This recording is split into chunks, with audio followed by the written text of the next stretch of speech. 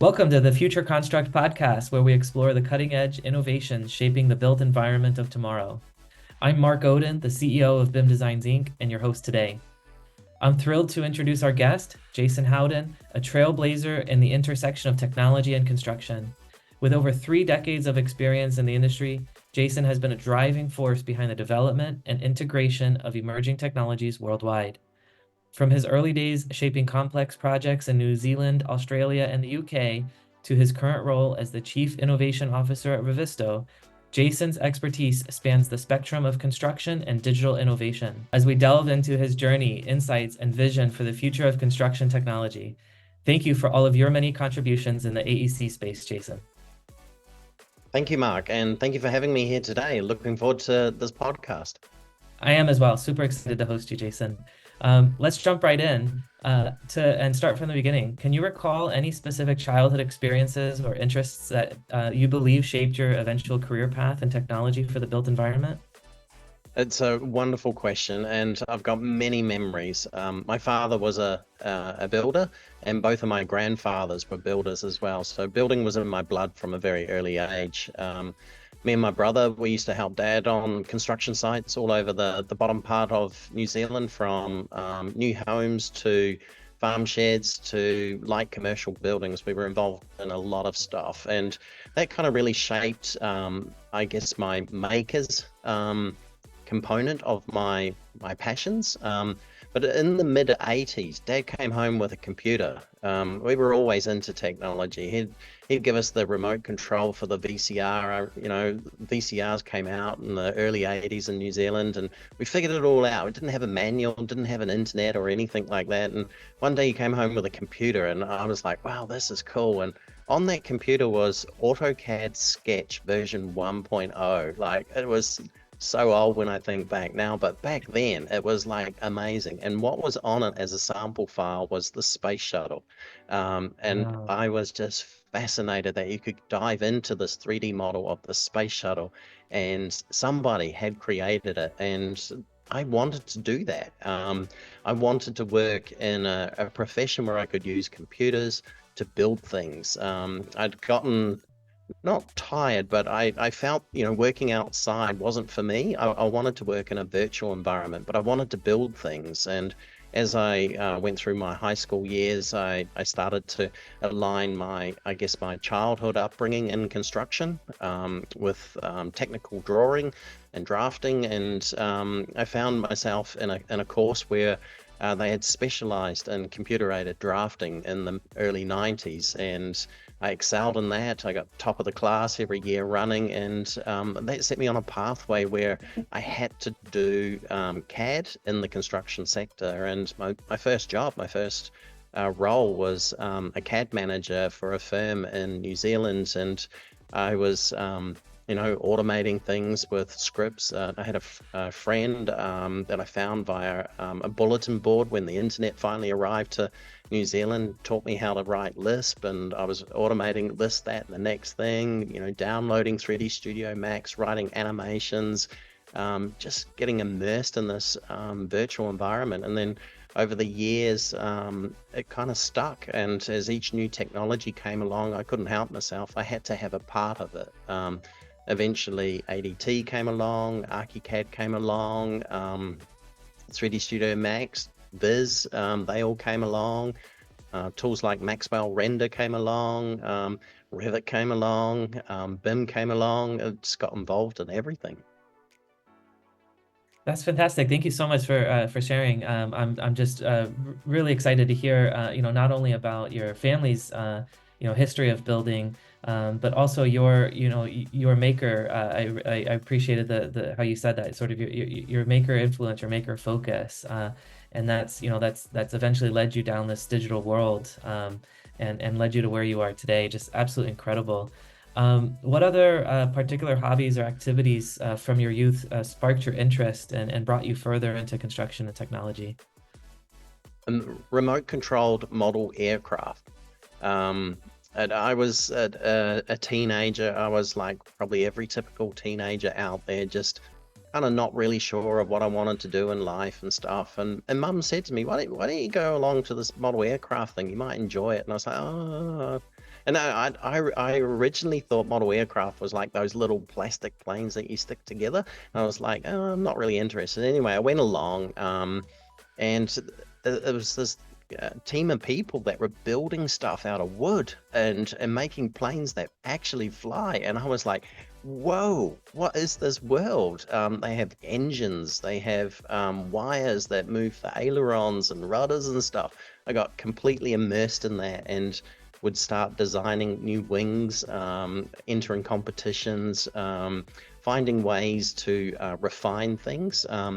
And I think that just really kind of propelled this kind of maker's attitude. I even went down as far as designing a remote controlled scaled land yacht, and remote control a car. I had an idea for making a car out of tubing, brass tubing that we would use in the model aeroplanes. So it's just kind of inventive and making stuff. And then as computers came along, a lot of that just transcended into that.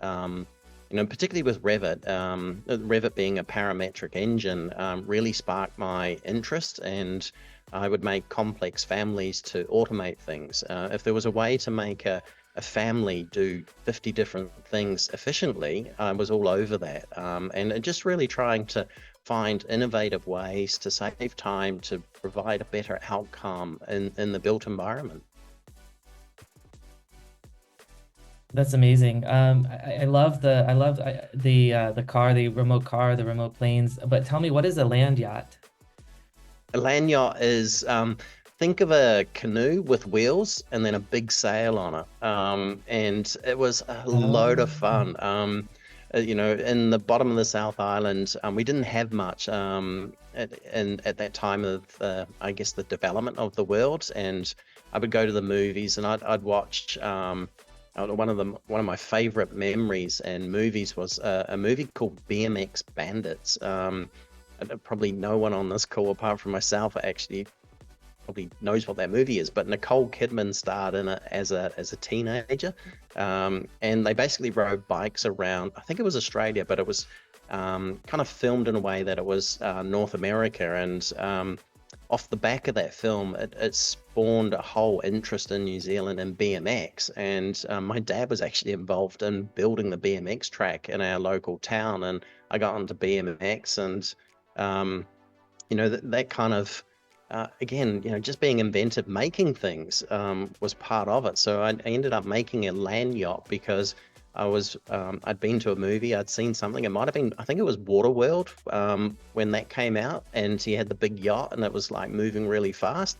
And I wanted to make one, and we didn't have a lake nearby, so I put wheels on the yacht, and I would race it around the high school playground, and it was a load of fun. And people would be like, "What have you built?" And I'm like, "Oh, this is land yacht," and it would zip around at 10 miles an hour, 15 miles an hour, just under wind power. And for scale, how big was this? It was about yay big. Yeah. Probably a foot and a half, foot long, about the length of a Subway sandwich. Oh, very cool. Well, fun. So furthermore, how did your upbringing and early education influence your fascination with emerging technologies? And I know you touched on that a little bit, but could you dive deeper into that for me? Yeah, I struggled at high school with English, and it took me a long time to realize that in my family, we actually have a gene that predicates dyslexia.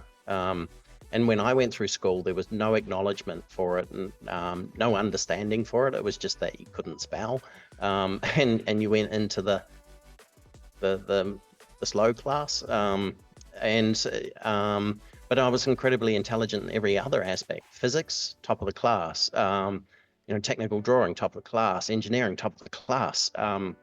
So there was this kind of polarized thing going on in my brain. I didn't understand it, but the dean of the school, when I'd finally decided what I wanted to do for a career, I was having an interview about subjects, and they were like, "Oh, well, you're not very good at your English, so we feel you should be in these subjects." And I'm like, "But I want to do this career, and I need these subjects." And the dean came and said, "Well, we're going to take a gamble.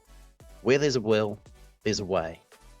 We're going to put you in these classes, and you prove to us that you can do them. And from that moment forth, it triggered something in me that where there's a will, there's a way. And I have used that and relied on that to propel my career projects forward. If there is enough will, you can solve any problem. And if you work with a great team around you, that just magnifies that. And I've taken that forward. And then probably the other thing that helped me on this journey was reading Richard Branson's first autobiography. And he talked about his challenges with dyslexia and how he overcame it. And that gave me an appreciation that there was this thing out there where it was okay to be able to not spell correctly, but have these, incredibly bright, intelligent conversations and ideas. You just need to find the people to work with that can balance that. And then I've just leaned into that. And as my own children came on the scene, kept a watchful eye out to see if they had the dyslexia gene as well. They both do. And worked with the schools to ensure that they had that kind of support.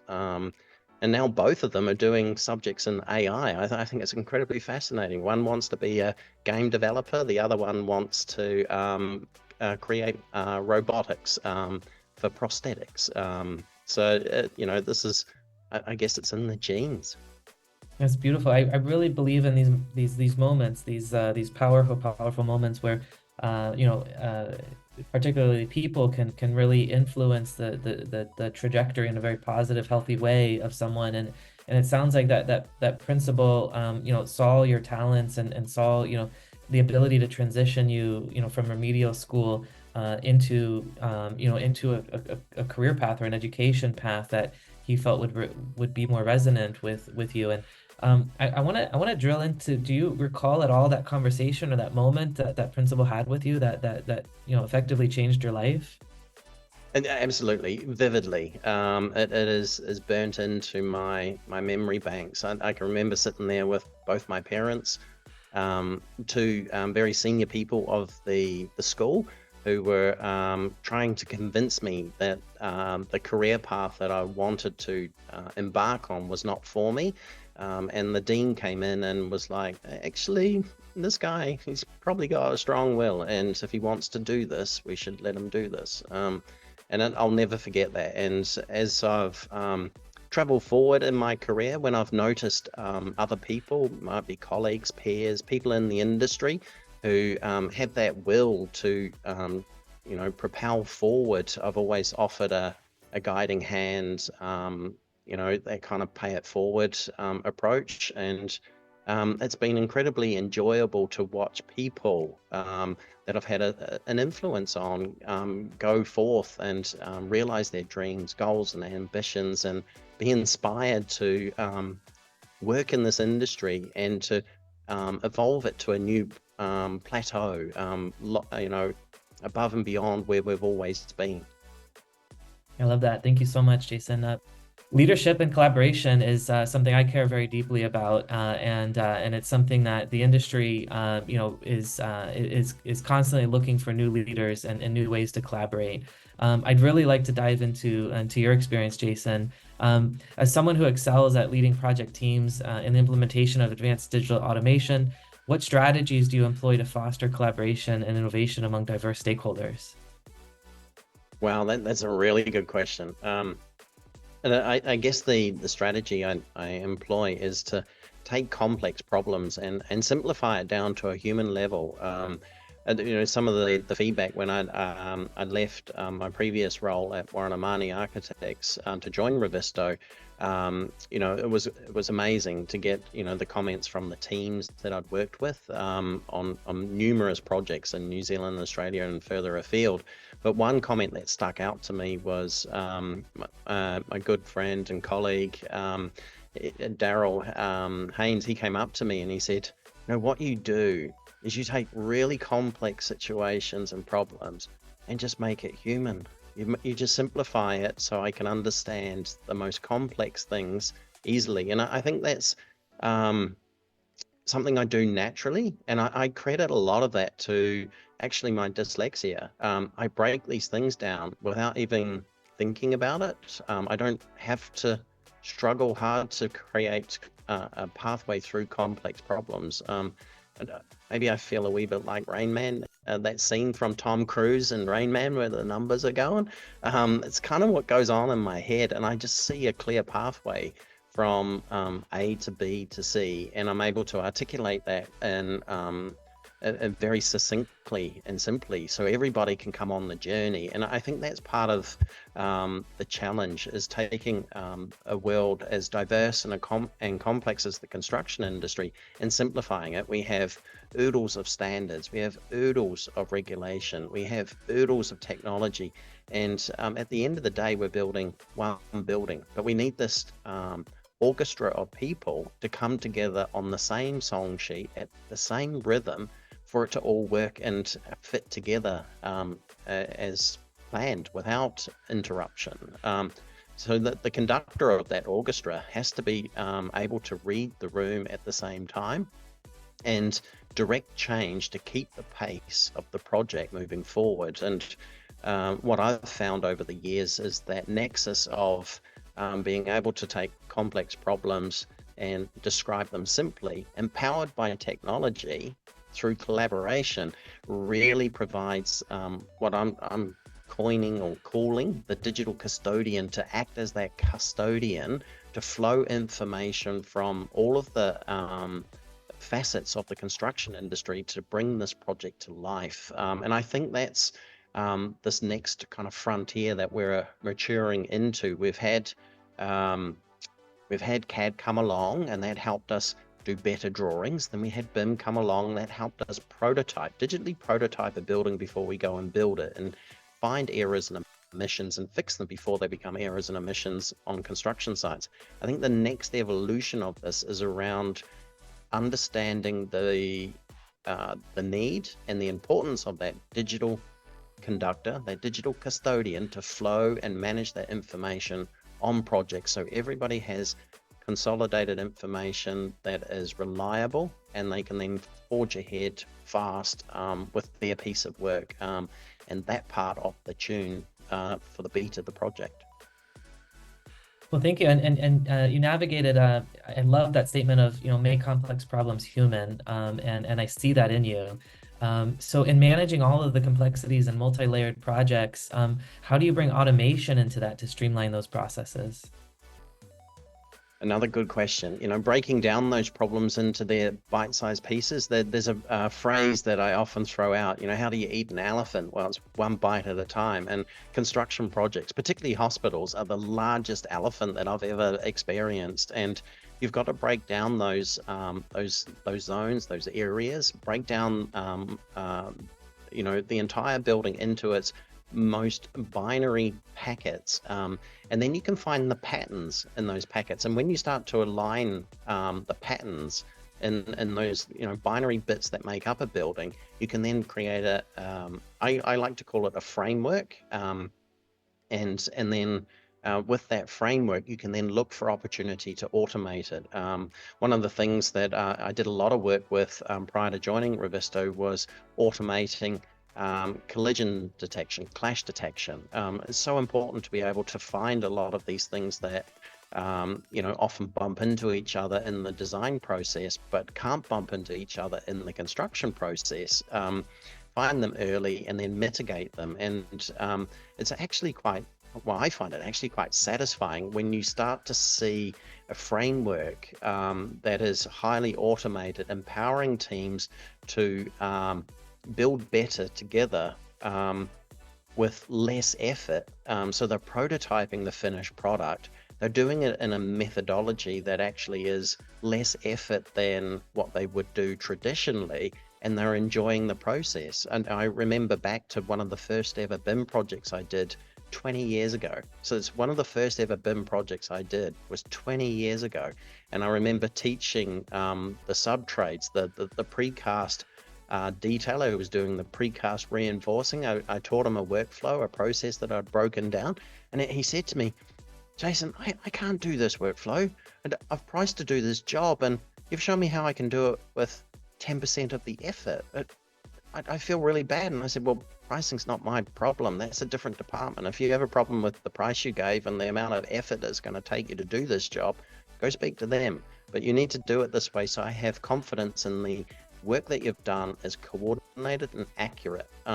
So he carried on, did the work. We didn't have any problems on that project. Every panel was accurate, and every panel went together like it was Lego. And I've taken those kind of fundamental, break it down, find the bits, align the bits, create a framework, automate the framework, communicate it simply forward to numerous projects. Another project I remember doing, as architects, we were engaged to do the shop drawings for mechanical services for a couple of office towers, and again, we automated all of that. I went out and met with the guys who were making the ductwork, like the machine shop, and he showed me the CNC machine, and my brain just went, wow, this is amazing. This is like remote control aeroplanes on steroids.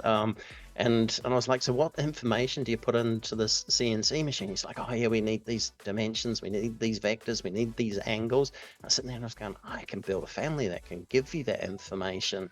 And he goes, what? And I was like, what if I gave you a spreadsheet with all of the cutting list? Would that help? And he goes, no, you can't do that. And I was like, yes, I can. So I went off and I made a whole bunch of kit of parts, ducting. And this is in Revit 9.1. So it was like 2008 or something like that, 2009. And then we had all these kits of parts. We modeled it all in Revit, and it was probably like version 2 of MEP for Revit. We produced all of the cutting list directly out of Revit, just a schedule, export to CSV, sent it over to the machine shop, and they were making ductwork 6 months ahead of time, barcoding it, wrapping it in glad wrap, sticking it in a warehouse, and when the actual site was ready to install it, they just said, we need, XYZ parts. They came on a truck, they scanned them, they put them up, incredibly efficient. And one of the other stories from that project was the chill beams. We'd modeled everything down to the millimeter, including all the hangers. So we hung all the hangers in advance. We finished the ceiling. It was all exposed. And then they came to hang the hangers, and they put them on lifting jacks and lift them up and screw the bolts up. The guys that were doing it, originally they had allowed a week per floor, per tower to install these chill beams, because they thought they'd have to, lift them up and fiddle around and, take a few hours to get one of these beams in. They actually got it down so they could do a floor of an office tower in one day and the other floor of the office tower in the other day. So they shifted their entire construction methodology to do the install on a Saturday and a Sunday, and they had a week free up their sleeves. They went and did other stuff. The bottleneck then became the manufacturer couldn't make them fast enough to get them installed, and the most amusing bottleneck was there was not enough hydraulic lifting jacks to lift these things up fast enough, so they had to hire them from all over the country. And I was like, wow, who would have thought that lifting jacks would have been the bottleneck of all of this? Because typically on a project, it's like, oh, this hanger doesn't align with this one, and now we're going to, re-drill this, hang this. It was the lifting jacks. Well, thanks, Jason, for sharing that example of that project. Shifting into gears into your current role as your Chief Innovation Officer of Revizto, I'm super excited to hear everything you have to share about this role, and I'm super excited to hear your experience in entering the company and what you've done to leverage your experience in digital innovation and what you're driving in terms of Revisto's changes and how you're impacting their clientele. Yeah, taking on this role is a big challenge, and there's a lot of responsibility that goes with it in terms of, what are we doing as a construction industry? We're designing a collaboration platform to allow people to collaborate better together. I've been using Revizto for a very long time as a customer. I fell in love with it when I met Armin at Las Vegas.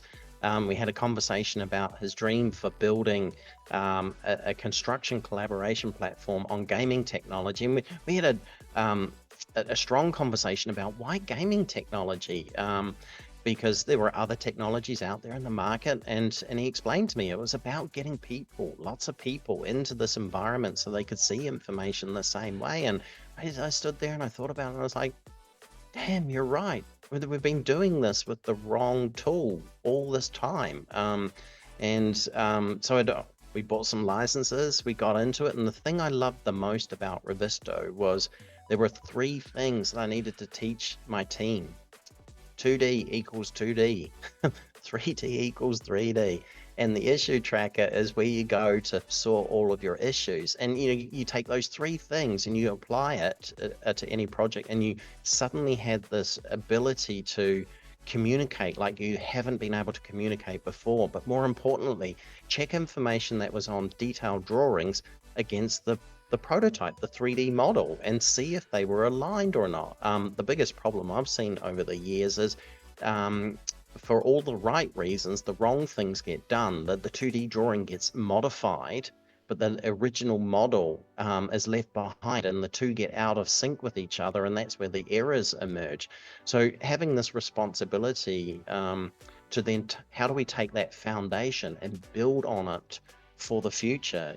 I worked hard with the dev team as a customer around all sorts of things, reporting, dashboards, clash detection, a whole bunch of things that came into Revizto. And now I'm on the inside working intimately with the developers, working intimately with our customer success team globally, but more importantly, connecting with our global customers around the world to understand their challenges, understand the problems they're having, so I can start to break them down and create patterns and find new ways of solving what we do, take for granted as this is the way we do things. And I think that's one of the things that inspires me the most with Revizto.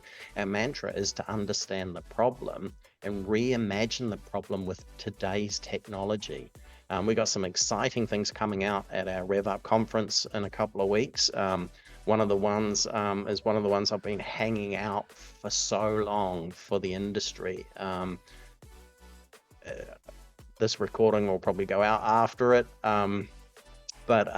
Yeah, we're bringing AR to construction, and AR is one of the things that I've longed to have in the construction industry. I grew up watching Star Wars and Star Trek, being able to dial up on your mobile phone and say, "Hey computer, show me my issues on this floor."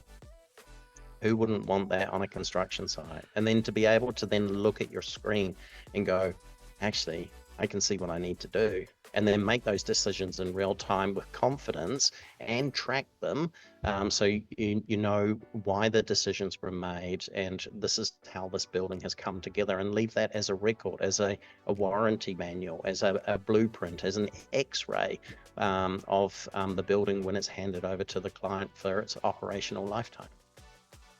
That's great, Jason, and yeah, very excited to hear more about RevUp and that conference and the announcements that you have there. And tell me what are the some specific challenges that you anticipate facing in promoting the use of digital technologies, and for example, AR in construction, and getting that implemented into the clients, and how do you plan to address some of those challenges? That's a really good question.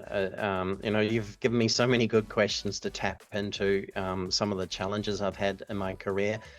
Being able to educate and break down those barriers around the way we've always done things. I remember vividly walking into a project, the first of its typology in New Zealand to ever be constructed, a very significant project that was part of the Christchurch rebuild, and a very experienced foreman approached me and saw my laptop bag, saw my shiny shoes, made a comment about the laptop and the shiny shoes. We've all seen it on a construction site, and I took that as a challenge. I was like, I'm gonna work with you. You've got experience, and that experience in the built environment is invaluable. But there were, I guess, fundamental cautions or personal fears around this new thing. People don't like new. It's part of our DNA. That's how we survived on this planet. We were cautious around new things. So when you have digital tools proposing new ways of working, or needing to modify what you've already done for many decades in some cases, it's natural to have that fear, have that concern. It would be wrong if you didn't. So I work with people to understand where their knowledge is. I work with them to showcase the power of the technology and how it can augment their knowledge and how they can become more engaged. So there's this one example, and it's a great example because to my knowledge, it was probably one of the first Revizto projects in New Zealand. It was definitely the first to be using VR on a construction site. I ordered the Oculus goggles. They were the beta, the developer version. I had to get them from America, and we got them through. I got them into the site hut, and I set up in a container, those site hut container things. And I put on the door BIM cave. So you step inside the BIM cave, and there were just computers and servers and VR goggles. And so this senior foreman who challenged me on my first day, within 3 months, he was regularly in the BIM cave going, "Jason, get me in the model." And he'd put on the VR, and he'd stand there, and he would see how he was going to build the building digitally before he was building it months in advance. And there was one day he came over from the construction site. There's a big construction site, a couple of thousand people working on it, and he was having an argument, and he stormed in through the door, and I'll never forget it. And he's like, "I'm having an argument," and he used some other very colorful words, and I need to get it. I need to get in the model. Fire it up. And he put the goggles on, and I fired it up, and he goes, "Now go over to the XYZ part of the building." And he goes, and he's looking down at the framing, and he's like, "Now turn off the plasterboard, turn on the structure." And he's like, "Yeah, I knew I was right." And he took it off, and he stormed out, slammed the door. You could probably hear him from the other side of the site as he clarified his understanding of the building to his team, who were thinking it needed to go together a different way. And it was incredibly enriching and empowering that the model, the digital environment was empowering these conversations that, traditionally would have taken days to resolve. And he was able to kind of walk across site, understand it, go back across site, and move forward at pace. Well, thanks for sharing that, Jason. And I'm so excited to just tease into your background of Revizto, and also tease into what's coming out in the future. And I look forward so much to sharing more time with you in the future. As a final question of the show and a tradition of Future Construct, if you could project yourself out 25 years and wanted to have any device or technology that would benefit you personally, what would it be and what would it do? Oh, wow. So much. So many ideas. Anything, anywhere, anyhow. My mind spins from warp drive to travel the universe to time machine to just revisit things over and over again. But I think the ability, because we have tools that bring AR onto construction sites. We have tools like AI right now where I can do speech to text recognition and create an image, create a movie. I think I would like a teleportation tool where I could be anywhere on this wonderful planet in a moment's notice and experience and help people with their projects, and feel like travel was not a limitation. Fantastic. I love that too. And I know that I would be able to be everywhere all at once, which would be amazing. As we wrap up today's episode of the Future Construct podcast, I want to extend a heartfelt thank you to our guest, Jason Howden, for sharing his invaluable expertise and insights with us. I've personally enjoyed learning so much about you, Jason. Your wealth of experience in navigating complexities of construction projects and your passion for driving digital innovation is truly inspiring. From discussing your childhood influences to your role at Revizto, Jason, you've provided us with a wealth of knowledge and inspiration for the future of construction technology. Thank you again, Jason, for joining me, Mark Howden, on Future Construct. And to our listeners, stay tuned for more fascinating conversations on the forefront of construction innovation. Thank you so much, Jason. Thank you, Mark.